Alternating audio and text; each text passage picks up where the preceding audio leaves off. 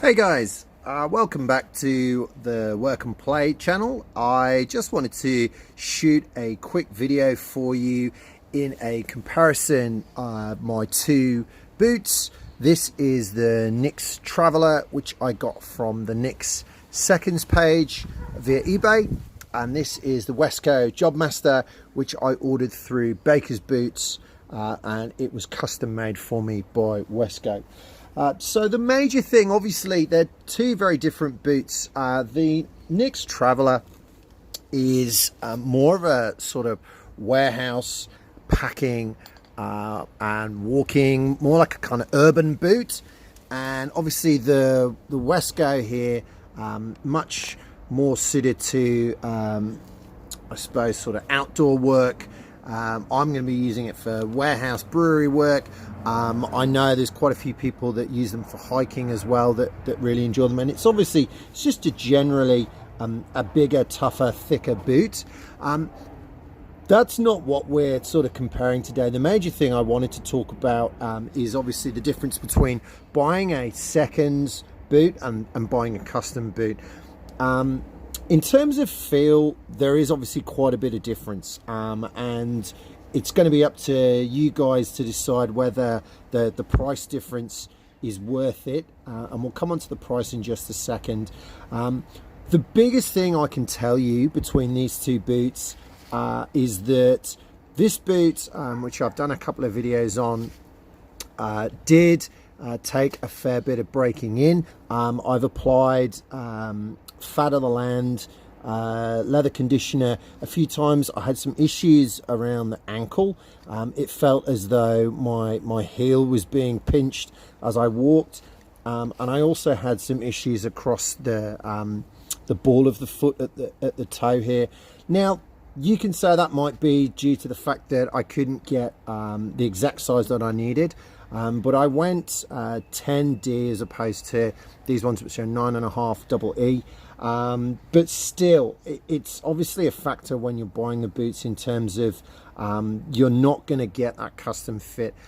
Speaking of which, these have been an absolute revelation. I had my custom fit done via Kyle at Baker's. I was expecting, as Wesco and a few of the other boot manufacturers, Nix and Whites, say that I was going to have to wear them for about 100 hours for them to be fully broken in. But this is the third time that I've worn these today. I wore them to work this morning, so I've had them on for probably about 6 or 7 hours, and they have been absolutely fantastic. Yes, they are still a little bit stiff. They kind of feel a bit like putting on a custom fit ski boot, so it's very close all round, but there's been no rubbing, no pain or discomfort, just really a feeling of a really solid pair of boots that are going to need a bit of time to break in. So I've been super impressed.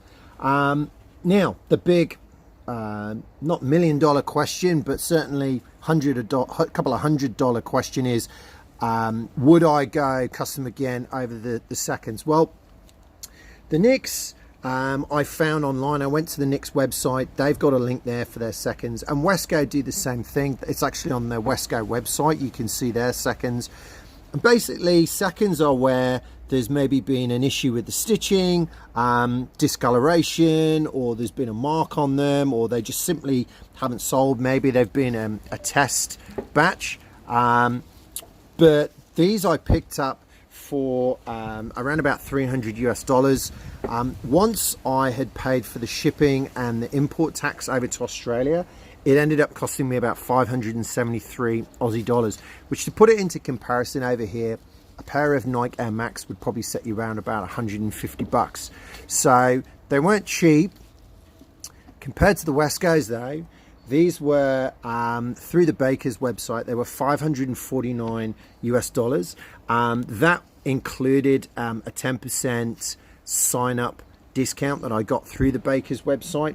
So these ended up being about 800 Australian dollars. So not cheap, but my way of looking at this, and indeed any of the tools or items of clothing or anything else that you'll see on my website now or in the future, is I am very wary of the old adage, buy cheap, buy twice, or even buy cheap, buy 3 times.